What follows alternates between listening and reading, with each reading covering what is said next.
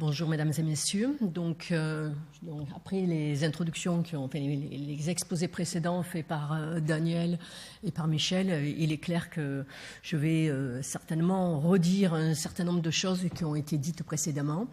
Mais l'objectif de cette présentation est aussi de vous convaincre de l'intérêt de la méthode des transits et de tout le potentiel qu'elle a. Pour ce faire, je vais donc rapidement revenir sur la méthode et je vais essayer d'illustrer son potentiel par un certain nombre de résultats qui sont particulièrement intéressants et voilà.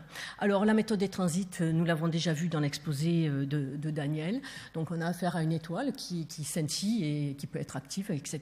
Et donc, quand on a la chance d'avoir le plan orbital de la planète qui est proche de la ligne de visée de l'observateur, lorsque la planète passe devant le disque stellaire, eh bien, elle masque une partie de la lumière de l'étoile et on voit une diminution du flux de la lumière.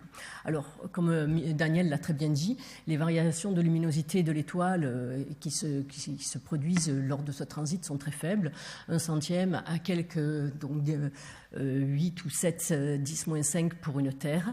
Et la méthode donc nécessite une photométrie de très haute précision pour pouvoir voir ce type de transit. Également, il n'y a aucune raison que tous les plans orbitaux de toutes les planètes dans l'univers soient bien alignés avec la ligne de visée d'un observateur sur Terre. Et donc, il y a une très forte contrainte aussi sur l'orientation du plan orbital de la planète. Et ceci impose d'observer des centaines de milliers d'étoiles de façon à augmenter les chances de détection. Également, donc, j'ai illustré la difficulté de la détection par une photo, bon, mon pointeur ne marche pas, prise de transit de Mercure dans le système solaire. En fait, le point noir que vous voyez, donc c'est l'image au bas, voilà, j'ai récupéré le pointeur ici. Cette tache ici est en fait une tache solaire et le transit de Mercure est en fait le tout petit point noir qui est ici. Donc vous voyez qu'en plus on va se retrouver confronté effectivement à la difficulté de l'activité des étoiles, même si en termes de détection c'est peut-être pas la seule limitation. Et puis effectivement quand on cherche des transits planétaires, eh bien, il faut quand même aussi être patient puisque on a un transit à chaque fois que la planète passe devant le disque de son étoile, c'est-à-dire à chaque révolution orbitale. Et donc, il est nécessaire d'observer en continu avec une excellente précision photométrique pendant des mois, voire des années, et en particulier si on veut avoir une chance de détecter un analogue à la Terre. Alors, en 2000, donc quelques années après la découverte de 51 Pegg-B, une équipe américaine annonce l'observation du premier transit planétaire qui a déjà été présenté. À partir de là, les programmes de recherche de ces planètes en transit au sol démarrent de façon très importante. Et en 2007, voici la situation dans le diagramme qui donne la profondeur du transit en pourcentage. Et pour ceux qui ne sont pas trop familiers, j'ai remis le gabarit qui est ici Jupiter en fonction de la période orbitale. Et ce que vous voyez, c'est qu'à l'époque, en 2007, en fait, l'essentiel des planètes connues en transit, donc à peu près, je pense qu'on était à peu près de mémoire 40 à 50, se situe dans le domaine des planètes géantes à très courte période orbitale. C'est normal puisque les recherches étaient effectuées du sol. Alors, en fait, dès l'annonce par Michel Mayor et Didier Queloz de 51 Pegg-B, 3 chercheurs français qui sont Jean Schneider, Daniel Rouen et Alain Léger ont réalisé qu'en fait, il y avait moyen de faire du travail depuis l'espace pour rechercher les planètes, en fait, que l'espace était nécessaire. Et ils ont profité d'un projet français qui s'appelait COROT, pour convection et rotation. À l'époque, c'était le seul acronyme de la manip, pour se dire, en fait, puisque les spécifications de cet instrument qui était proposé en tant que mission au CNES et dont l'objectif scientifique était de déterminer la structure interne des étoiles par ce qu'on appelle la stérosismologie, donc on essaie de détecter les pulsations des étoiles, et pour ce faire, il faut une très bonne précision photométrique. Ils se sont dit, mais en fait, ces spécifications instrumentales sont tout à fait ce qu'il faudrait pour faire de la recherche de planètes par transit. Et ils ont proposé l'ajout de cet objectif scientifique sur Corot, et l'instrument a été transformé de façon à pouvoir faire à la fois de l'astérosismologie sur des étoiles brillantes et de la recherche de transit planétaire, donc sur des étoiles moins brillantes, de façon à avoir plus d'étoiles dans le champ de vue, en fait. Et l'acronyme a été transformé. On a utilisé le T de rotation pour ajouter Planetary Transits, qui était l'autre objectif de la mission. Donc l'instrument a été placé en orbite avec succès en décembre 2007. Et jusqu'en octobre 2012, il a été en opération. Donc pour ce qui concerne la recherche des transits, on avait un champ de vue qui était d'à peu près 4 degrés carrés. Il y a eu une panne en 2009 qui a réduit le champ à peu près la moitié. Les étoiles sont des étoiles pas très brillantes, et on verra plus tard que c'est quand même très important. Et on a une précision photométrique qui permet de détecter jusqu'à de grosses terres, on va dire, en orbite courte. Alors en orbite courte, pourquoi ? Parce qu'en fait, l'instrument est placé, ou était placé, enfin, il est toujours placé en fait, en orbite quasi polaire autour de la Terre, et on pouvait observer le même champ stellaire jusqu'à des durées d'à peu près 150 à 160 jours maximum. Ensuite, on avait le Soleil qui venait dans le champ de vue, on était obligé comment dire, j'ai le terme en anglais qui est de basculer, merci, l'instrument dans la direction opposée. Donc de ce fait, on a fait à peu près 26 pointées pour des durées qui variaient entre à peu près une vingtaine de jours à 150 jours, et on a collecté comme ça presque 170 000 courbes de lumière avec un échantillonnage temporel de 512 à 32 secondes. À côté de ça, parallèlement au développement de Corot, les Américains ont proposé une mission beaucoup plus ambitieuse, dont l'objectif scientifique affiché était, lui, la détection d'analogues à la Terre, c'est-à-dire des planètes de taille comparable à la Terre, à la même distance orbitale d'une étoile comme le Soleil, en fait, d'un an de période orbitale. Le champ de vue, comme vous pouvez le voir, est beaucoup plus important, 105 degrés carrés. Les étoiles sont à peu près dans le même gamme de magnitude, et la précision photométrique est bien meilleure par un facteur 10, donc la possibilité de détecter une planète de taille comparable à la Terre. La stratégie d'observation était différente aussi, puisque le même champ stellaire a été observé pendant toute la durée de vie de la mission, donc c'est-à-dire 4 ans en fait, en continu. Et donc 160 000 courbes de lumière ont été ainsi rassemblées, avec un échantillonnage temporel qui allait de 30 minutes et au mieux 1 minute en fait.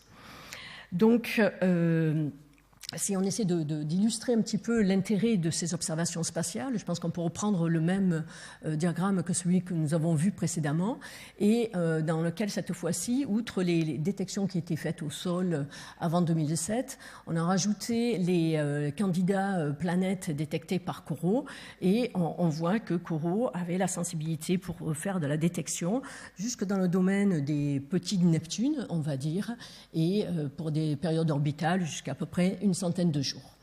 Alors, pourquoi est-ce que j'utilise le terme de candidat planète ? En fait, eh bien, tout simplement, quand on détecte un transit, ce n'est que le début de l'histoire. Le problème, c'est qu'en fait, on veut une photométrie de précision, donc l'image est très défocalisée sur le CCD. Ça, c'est un zoom sur le CCD Corot. On a ici la tâche image de l'étoile cible, et on voit qu'elle est très étalée sur plusieurs pixels. Et ce qui se passe, alors c'est sûr, on peut avoir un transit qui est de nature planétaire vraiment, mais on a également toutes sortes de configurations stellaires qui peuvent vous laisser croire qu'on a affaire à un transit de nature planétaire, mais en fait pas du tout. Donc bien sûr, le cas le plus, on va dire, le plus simple, c'est celui d'une binaire à éclipse, 2 étoiles en rotation autour du même centre de masse, liées par la gravitation, mais on a aussi des configurations un peu plus tordues, si je puis dire. Donc le cas où en fait on observe cette étoile, mais à côté, qu'elle soit liée ou simplement fortuitement alignée ou très proche de la ligne de visée, on peut avoir une binaire à éclipse dont la lumière va se diluer à celle de l'étoile cible. Et donc vous voyez des transits pas très profonds qui peuvent vous laisser croire qu'on a affaire à une planète, alors qu'en fait tout ce qu'on voit c'est les transits de la binaire à éclipse. D'autres cas un peu plus tordus où en fait vous n'avez pas une binaire à éclipse, le signal qui est dilué dans la lumière de votre cible ici est en fait une planète géante en orbite à côté d'une petite planète proche. Donc là aussi, vous pouvez penser que vous avez affaire à une planète de taille similaire à la Terre, alors qu'il n'en est rien.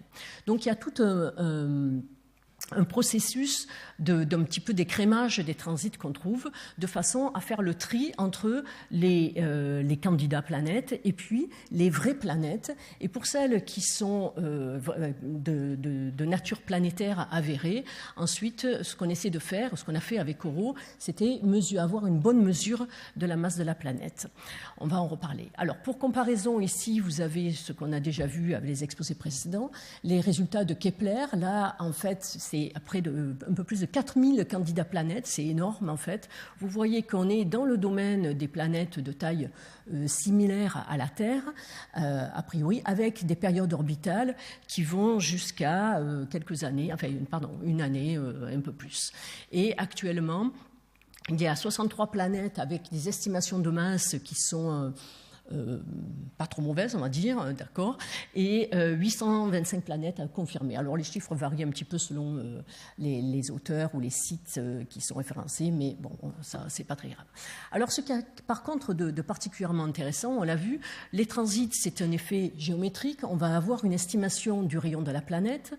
Là, les vitesses radiales c'est un effet gravitationnel, on a une estimation de la masse de la planète, et si on peut combiner les deux, c'est le cas idéal, on peut avoir une estimation de la densité moyenne de la planète et donc commencer à faire, j'ai envie de dire, de l'exoplanétologie comparée, déterminer si le corps qu'on a détecté est de nature plutôt gazeuse ou plutôt rocheuse.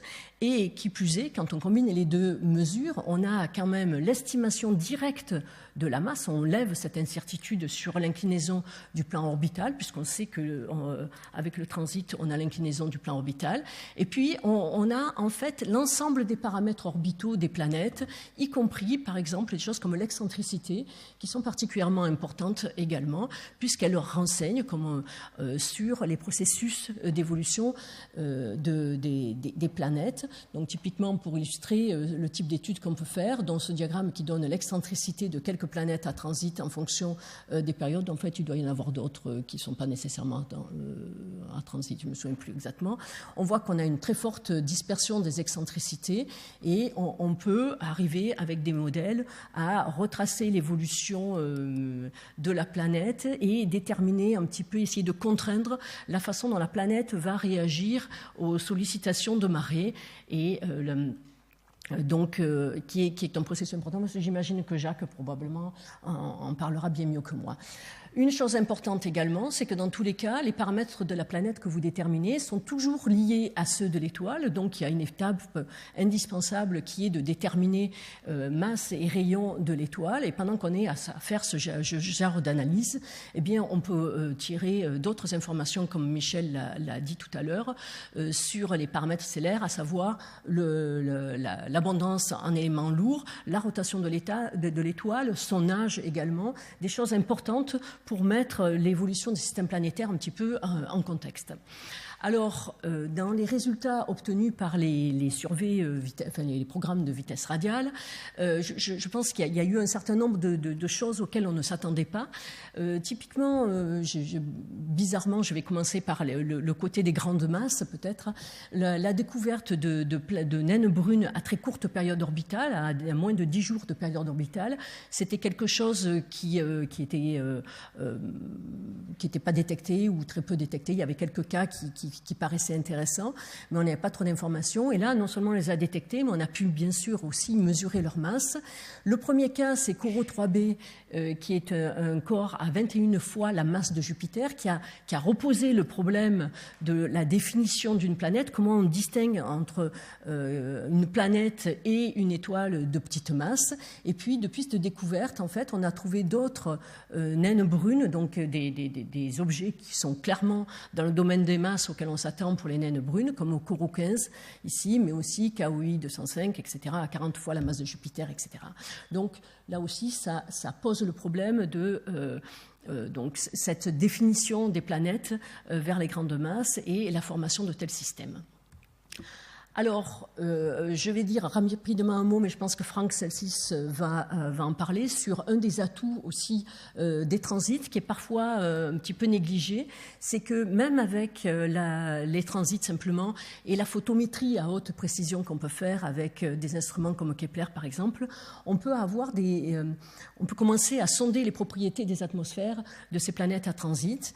Alors, quand en fait une planète orbite autour de son étoile, quand elle passe devant le disque de son étoile, on a le transit, et puis au fur et à mesure qu'elle parcourt son orbite, pour l'observateur, ce qui se passe, il va voir apparaître une partie de plus en plus importante. En fait, on ne voit pas trop sur mon truc, sur mon petit dessin, on voit apparaître progressivement la face éclairée de la planète, et jusqu'au moment où elle va disparaître derrière le disque de son étoile, on a l'éclipse qui se produit, et là, bien sûr, la partie symétrique quand elle ressort de l'autre côté de son étoile. Donc ça, c'est la courbe de phase. On a des courbes de phase de Vénus et de Mercure dans le système solaire, mais on peut faire ce genre de choses avec les planètes à transit également. Et c'est Corot qui a reporté la première détection d'une courbe de phase pour Corot 1b avec le secondaire également qui a été mesuré. Alors, quel est l'intérêt de faire ce genre de choses?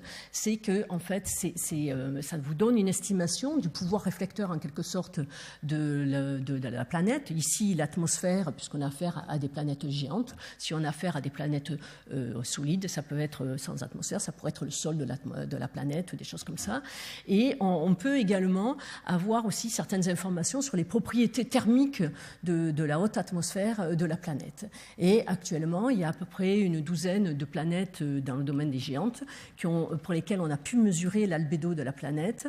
Et ce dont on se rend compte qu'en fait, ces planètes sont très sombres. En fait, elles ont un albédo très faible, ce qui montre qu'en fait, elles absorbent de façon très efficace le flux incident. On a affaire à des objets qui sont très proches de leur étoile, donc qui sont très irradiés.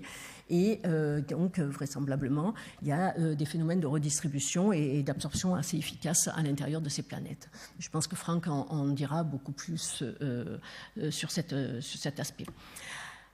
Alors, le domaine aussi qui a été ouvert par la photométrie de l'espace, est celui des super-terres. Alors pour la petite histoire, à l'époque où on préparait Corot, j'avais une thésarde avec Pierre Barge qui avait essayé d'estimer la capacité de détection, les tailles minimales de planètes qu'on allait pouvoir détecter avec Corot, et elle était tombée jusqu'à peu près 1,5 fois le rayon de la Terre. Et j'avais des collègues qui m'avaient dit ça, c'est pas possible, ce type de planète n'existe pas. Ça, voilà, la limite supérieure, c'est un rayon terrestre, point barre. Donc, tu oublies ça. Mais en fait, il s'avère que dans une toute première observation de Corot, on a observé cette étoile, Corot 7, dont vous voyez les variations de lumière. Ici, ça, c'est la courbe de lumière sur les 150 jours, un truc comme ça. Donc, ce que vous voyez, c'est des variations photométriques de l'étoile, qui est très active. Donc, c'est l'évolution de tâches entraînée par la rotation de l'étoile. Et en fait, si on fait l'analyse de la courbe de lumière, eh bien, on se rend compte qu'il y a ce tout petit transit, 0,35 magnitude, que Daniel a déjà montré. Donc, c'est un objet pour lequel on a beaucoup discuté, hein, en fait, pour savoir si oui ou non on avait vraiment affaire à une planète ou s'il ne s'agissait pas plutôt d'un blend stellaire. Et il y a eu beaucoup d'observations complémentaires qui ont été faites. Et initialement, arriver à déterminer la masse de la planète a été particulièrement difficile à cause de l'activité de l'étoile. On l'a détecté très facilement en photométrie. Par contre, mesurer sa masse, ça, c'était beaucoup plus problématique. Et donc, en fait, j'ai listé la série de papiers qui ont essayé de faire les analyses de la masse de la planète. Vous voyez qu'il y en a toute une série. Je ne vous ai pas mis les valeurs, mais la masse a fait le yo-yo entre différentes valeurs. Actuellement, les dernières estimations, avec des analyses beaucoup plus fouillées, convergent sur une planète qui fait 1,5 fois le rayon de la Terre. Sa masse est presque 5 fois la masse de la Terre, donc une densité qui en fait une planète rocheuse Et vous pourrez noter ici la période orbitale de la planète qui est à moins de 1 jour, en fait. Donc une planète excessivement proche de son étoile et petite, mais enfin de taille relativement modeste. Alors en fait, ces petites planètes, on a vu, elles ne sont pas si rares que ça. Et on a ici un certain nombre d'entre elles qui sont montrées dans ce diagramme que nous avons déjà vu, rayons en fonction de la masse en unité terrestre. Et ici, les courbes d'isodensité, donc une planète 100% fer, une planète, là je ne vais pas voir, fer, silicate, et ici 100% eau. Donc ce qu'il y a de frappant déjà, c'est les barres d'erreur, on pourrait dire, hein, c'est ça qu'on voit peut-être encore de façon encore plus prononcée sur ce diagramme qui est un peu plus vaste en termes un peu plus étendu en termes de masse ici et en termes de rayons, mais n'empêche on voit que les barres d'erreur sont conséquentes. Donc on peut faire la détection, après arriver à faire des mesures propres et précises, ça reste beaucoup plus difficile. Et l'autre chose qui est également très frappante, et là aussi je pense que Gilles Chabrier en reparlera, c'est le fait que pour une même masse, vous voyez que le rayon peut varier presque d'un facteur 2, et pour un même rayon, la masse peut varier d'un facteur 5 ou quelque chose comme ça. Donc en fait, une diversité en termes de propriétés des planètes à laquelle on ne s'attendait pas. On ne s'attendait pas à ce qu'elles existent, pour certaines du moins, et en plus, on ne s'attendait pas à trouver des planètes avec de telles densités. Alors, la question s'est posée d'essayer de voir si ça pourrait être un biais observationnel, quelque chose qui ne va pas. Et il y a différentes études qui ont été menées, notamment une sur les exoplanètes détectées par Kepler, pour lesquelles il y avait une estimation de leur masse. Alors, l'estimation de la masse, on va en reparler. Pour les planètes Kepler, elle est faite par vitesse radiale quand on arrive à les attraper, et avec des barres d'erreur qui sont souvent très discutables, enfin assez importantes en tous les cas, et puis par d'autres effets gravitationnels lorsqu'on a affaire à des systèmes multiples. On va en parler dans quelques minutes. Et en fait, ce qu'on voit sur ce diagramme qui donne la densité de la planète en fonction du rayon, c'est qu'il semble qu'il y ait 2 régimes. Un régime dans lequel le rayon croît avec la densité, c'est ce à quoi on s'attend pour des planètes rocheuses, on va dire. Et donc ça, c'est un accord à peu près avec les attendus des modèles. Et puis, bizarrement, là, quand on passe à peu près 1,5, 1,6 rayons terrestres, la densité décroît de façon importante et significative alors que le rayon augmente. Donc, clairement, une population de planètes petites et rocheuses, et puis des planètes avec un rayon un peu important, et avec ce qui correspond certainement à des corps, peut-être avec un noyau solide, mais avec une grosse enveloppe riche en hydrogène et en hélium. Et là, effectivement, donc ça c'est une autre étude beaucoup plus récente qui montre la probabilité de ces planètes d'être rocheuses en fonction du rayon. Bon, on n'a pas trop le temps de commenter, mais voilà. Alors, je pense, j'ai essayé de mettre en avant les résultats qui, pour moi, sont des résultats phares des missions spatiales, surtout. Et je pense qu'on a déjà vu ce diagramme. Un des résultats, des top résultats de Kepler, c'est certainement les systèmes multiplanètes. Donc, alors là, les chiffres varient selon les trucs. Bon, enfin, ça, c'est parce que j'ai pris les références sur le site Kepler. En tous les cas, ce qu'il y a de clair, c'est que 40% des candidats Kepler se retrouvent au sein de systèmes à plusieurs planètes. Et ce que vous voyez, c'est qu'on peut aller jusqu'à 6 planètes qui transitent dans le même système. Alors ces systèmes sont particulièrement riches. J'ai illustré la structure de ce système à partir d'un papier, mais enfin il y en aurait bien d'autres, bien sûr, c'est pas seulement ça. On voit qu'on a affaire à des systèmes qui sont relativement compacts. Les axes ne sortent malheureusement pas du tout. Ici, on est à 1 jour de période orbitale, 10 jours de période orbitale et 100 jours de période orbitale. Donc vous voyez qu'on a affaire à des systèmes qui sont très, très compacts, qui sont composés de planètes de petite taille. Là, 1 rayon de la Terre, 2 rayons de la Terre, 3 rayons terrestres. Donc, et qui plus est, ce qu'on a pu montrer aussi, c'est que moins dans le cas de ces détections, on a affaire à des systèmes relativement plans pour lesquels les plans des orbites mutuelles de ces planètes sont relativement proches en fait. Autre phénomène intéressant, mais là aussi je pense que Jacques va en parler très longuement. Je vais peut-être sauter parce que j'ai peur de ne pas trop avoir le temps. Voilà. Ok, alors par contre... 5 minutes. Ouf. Alors là, il va falloir que... Alors, comment on les trouve? En fait, ce qui se passe, c'est que quand vous avez affaire à un système multiplanète, eh bien, la présence... Donc, vous pouvez avoir une planète qui transite, mais la présence d'une autre planète dans le système qui ne transite pas nécessairement perturbe le mouvement de la planète qui transite. Et finalement, vous allez voir de votre planète apparaître, votre transit apparaître par rapport au temps de transit du couple étoile-planète seul, sans autres perturbateurs. Votre transit va être parfois en avant et parfois en retard. Et donc là, ça, ce sont des vrais transits observés. Vous voyez le temps, je veux dire, de transit normal, si je puis dire, du seul couple étoile-planète. Et puis certains transits comme cela sont clairement en avant et d'autres sont clairement en retard. Et l'intérêt de tels systèmes, c'est outre le fait que vous avez la nature, enfin, vous confirmez la nature planétaire de vos planètes, de vos objets en transit avec une très bonne confiance. En même temps, vous pouvez mesurer la masse de la planète à partir de la seule photométrie. Alors, les barres d'erreur sont conséquentes, mais n'empêche, si vous avez des problèmes pour avoir les mesures par vitesse radiale, la photométrie vous permet d'avoir cette estimation et de déterminer un peu la masse de la planète.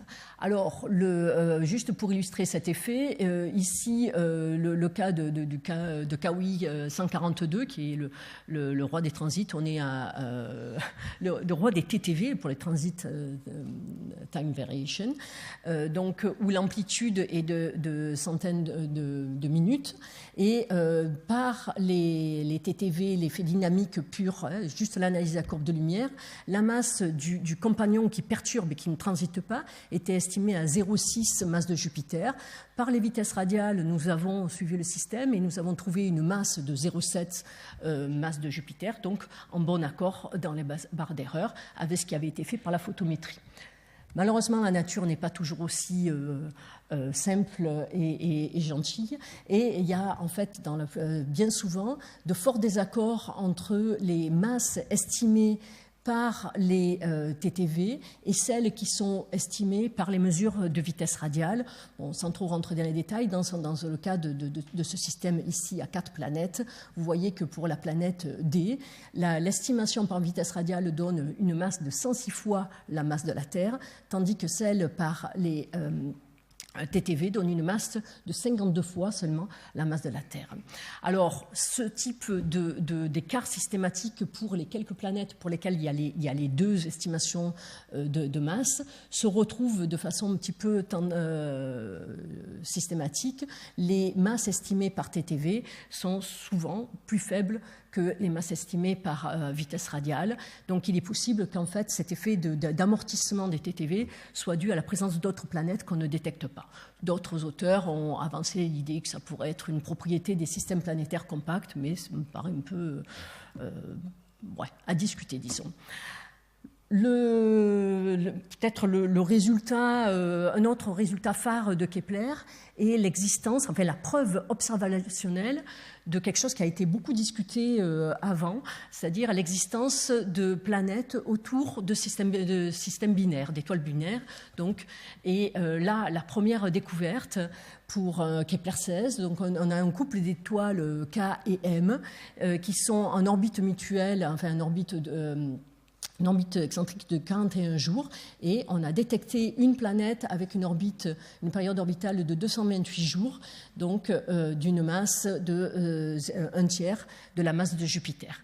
Alors, dans un tel système, il est bien évident qu'en fait, les choses sont relativement compliquées parce que vous observez tout. En fait, vous observez les transits des deux étoiles qui s'éclipsent mutuellement, ici et là, mais vous allez avoir les transits de la planète quand elle passe devant, par exemple, l'étoile la plus grosse, l'étoile A, ici, et quand elle va passer devant l'étoile la plus petite, la B.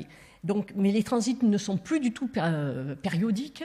Vous allez avoir des variations également dans la durée des transits. Pourquoi? Parce qu'il y a un effet de vitesse relatif entre l'étoile et la planète qui se produit, ce qui n'est pas le cas quand on a affaire à un couple seul étoile et planète. Et donc, en fait, ces systèmes sont particulièrement difficiles à détecter. N'empêche que Kepler en a découvert 7 actuellement, et avec un cas notamment qui est particulièrement intéressant, publié par Kostov, dans lequel on a une série de 3 transits planétaires qui est observée en 66 jours. Et puis, il y a quelque chose comme 800 jours sans aucun transit planétaire. Et puis, de nouveau, 5 autres, toujours sur une période de 66 jours. Et dans le cas de ce système, qui est composé de 2 étoiles, d'un couple d'étoiles de période 10 jours à peu près, et d'une planète à 66 jours de période orbitale, le plan de l'orbite de la planète précesse légèrement par rapport à nous, et ce qui explique l'absence de transit sur des périodes de plus de 100 jours. Donc des cas intéressants, et même la découverte de premiers systèmes binaires avec plusieurs planètes, 2 planètes dans ce cas-là. Alors, on peut sauter, puisque je suis en retard. Donc, la statistique des populations, on retrouve ce qu'avait présenté Michel. Et simplement dire 2 mots sur la zone habitable. On a vu un peu ce type de diagramme. En fait, il y a effectivement peu de candidats Kepler dans la zone habitable de leur étoile, qui est symbolisée ici par les couleurs pour illustrer l'effet de température. Ici, on a été porté la température équivalente de la planète, avec un certain nombre de conditions pour estimer ce genre de choses. Et le rayon de la planète, vous voyez que dans le domaine des terres, il y a peut-être un candidat qui est intéressant, et souvent, la plupart d'entre eux correspondent à des planètes autour d'étoiles de type M, des petites planètes. Pour terminer, donc une autre étude qui met en exergue ce même genre de choses. Et simplement, je pense qu'il faut quand même garder en tête que la principale limitation à laquelle on se trouve confronté aujourd'hui avec les analyses transit, enfin les données transit spatiales, c'est le fait que les cibles observées par ces programmes de transit sont très peu brillantes. Du coup, ça a comme implication le fait que les paramètres stellaires sont mal connus, le suivi en vitesse radiale pour des planètes de type, dans le domaine de masse des terres, devient bien souvent je vais dire difficile, mais souvent quasi impossible. Et donc, en fait, ceci, donc un diagramme aussi qu'avait montré Michel, qui montre clairement que les domaines de performance pour les transits à l'heure actuelle et celui des vitesses radiales sont quasi disjoints, en fait. Pourquoi? Parce qu'on l'a très bien vu dans l'exposé de Michel, les programmes de vitesse radiale ont besoin de photons, tandis que les programmes de transit, eux, ont besoin de beaucoup d'étoiles, et donc ils sont allés chercher leur cible vers des magnitudes élevées. Donc l'objectif, c'est maintenant finalement d'amener ces points de transit sur les gammes de magnitudes qui sont dans lesquelles les programmes de vitesse radiale sont les plus performants. Et là, je pense qu'en fait, le futur pour les programmes de transit est particulièrement positif. Et donc, on a vu que Kepler nous donne des informations particulièrement importantes et précieuses sur la fréquence des différentes planètes dans notre univers, en fait, et notamment aussi, quand même, des premières estimations sur la fréquence des planètes similaires à la Terre. Donc, Kourou, que j'ai zappé, nous a permis c'est vrai, d'explorer la planète des populations à courte période orbitale. Et pour le futur proche, on va avoir Khéops et Thebes qui vont permettre de caractériser, puisque l'objectif, c'est de pouvoir mesurer les paramètres des planètes avec la meilleure précision possible pour pouvoir faire de l'exoplanétologie comparée, comprendre de quoi elles sont faites, comment elles se forment, comment elles évoluent, etc. Et pour avoir la caractérisation des planètes similaires à la Terre, ça c'est Plateau qui devrait nous apporter ce type de réponse en 2024. Voici donc, voilà. Et je laisserai mes conclusions au tableau, mais enfin, j'espère vous avoir convaincu que les transits sont vraiment une mine d'or pour l'exoplanétologie et qu'on est proche d'arriver à trouver les planètes similaires à la Terre. Merci.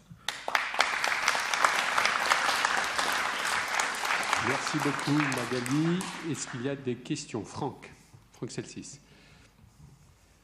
Oui, alors, dans le cas des petites planètes, donc des transits très peu profonds, les plus petites d'entre elles, souvent, ne présentent pas un transit détectable individuellement. C'est sa répétition qui fait qu'on arrive à révéler la présence de la planète.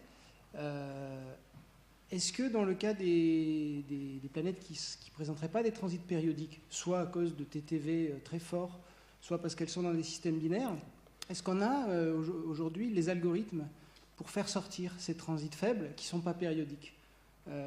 Est-ce qu'il n'y a pas une mine à creuser là de ces objets qui individuellement n'apparaissent pas, mais il faut trouver la règle de répétition dans les courbes de lumière? Oui, je pense que la détection des planètes autour des circumbinaires, c'est quelque chose qui reste quand même difficile. Alors il y a des algorithmes, parce qu'ils ont quand même réussi à en sortir 8 à ma connaissance. On a affaire à des petites planètes quand même, hein. C'est pas des Jupiter, donc ça montre que c'est possible, mais effectivement il y a certainement tout un travail à faire. Enfin, de toute façon, pour moi, on n'est pas du tout au bout de l'exploitation des données Kepler, hein. Franchement, les papiers qui montrent les candidats Kepler, on est à 22 mois seulement d'analyse de données.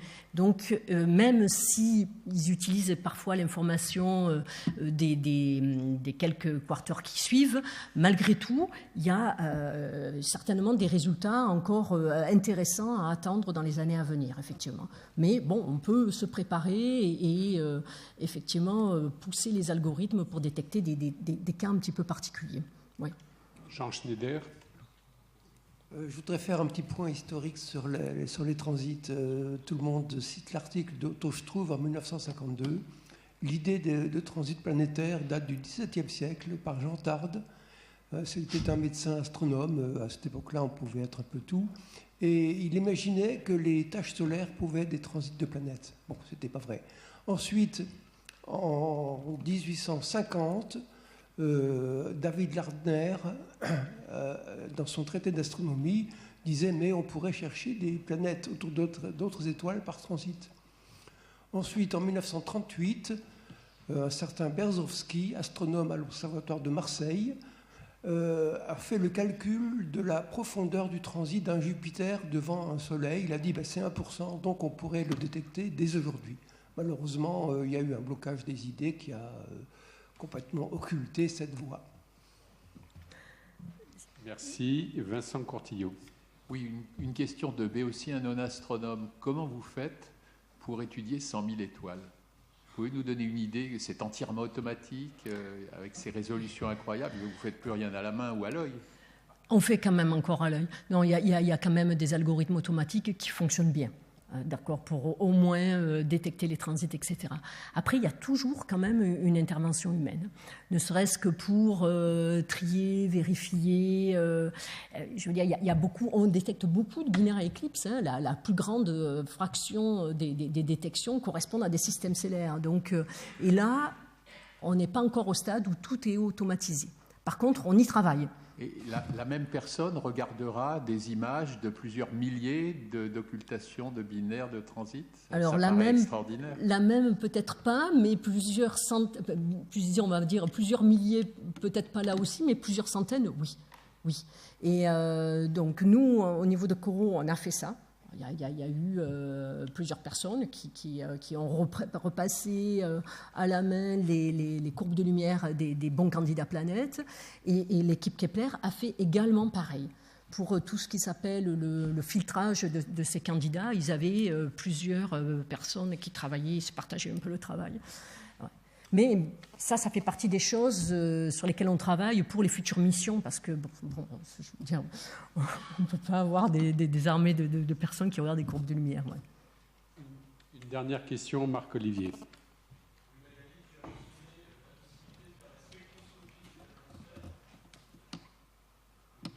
Tu as mentionné la possibilité de faire la spectroscopie des atmosphères. Outre la détermination de la composition chimique des atmosphères, c'est également quelque chose d'important pour déterminer l'échelle de hauteur et aider à comprendre mieux la structure interne de l'objet en faisant la décorrélation de la partie noyau de la partie atmosphère. Est-ce que tu peux un peu commenter la méthode et comment vous allez l'utiliser dans l'avenir, dans les futures observations? Je pense qu'en fait, on ne fait pas avec les transits. Enfin, on donne des cibles pour des observations de caractérisation plus poussées et donc d'analyse des atmosphères. Alors, je ne sais pas si, Franck, tu développeras ce genre de choses dans ton exposé cet après-midi, mais je veux dire, avec les transits, la photométrie telle qu'on l'a fait, on ne fait pas de spectroscopie, ça, soyons sûrs.